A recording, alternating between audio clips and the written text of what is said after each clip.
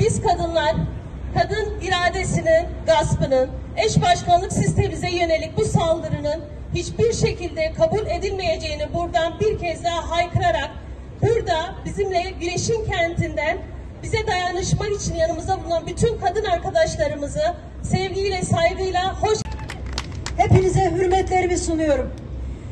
Değerli halkım, bugün buraya kadınlar kayyuma karşı redlerini, itirazlarını, protestolarını ortaya koymak için geldiler. Kadınlar bugün buraya Mehmet arkadaşımızın, Salih arkadaşımızın yanında olduklarını ifade etmek için geldiler. Halkımızın seçtiği eş başkanlar bizim irademizdir demek için geldiler. Halkımızın iradesi kayyumlarla ortadan kaldırılamayacak, yok sayılamayacak güçlü bir iradedir. Siz 3. defadır kayyum atıyorsunuz.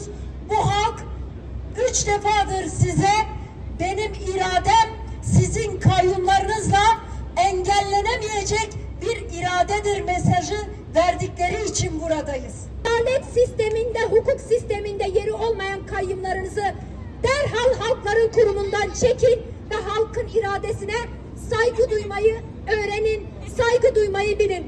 Bizler tekrardan bu kentleri kadın kentleri haline getirmeye, gençlik kentleri haline getirmeye, halkların kentleri haline getirmeye söz veriyoruz.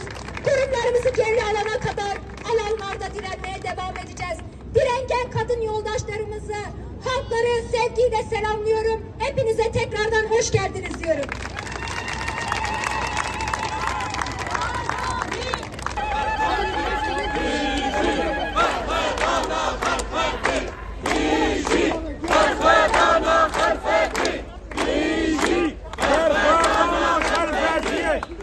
Jen, Juan, Bayik, gelen Kurt, lehembere zulmü, lehembere düşmanatiye, lehembere politikayın kayyuman, deste serkirna irade gele Kurt, İloji emel vedere barxadidin, o eme hartem, hatta serkeftine, hatta azadiyeşi barxad. Kötülükten nasıl ki istikrarlıysa,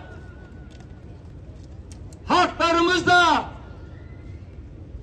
kendisinin olanı almakta, direnmekte ve jin cihan diyerek topluma öncülük yapan kadınlarımızın istikrarındadır.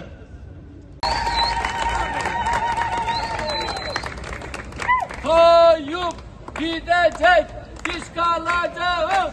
Kayyum gidecek.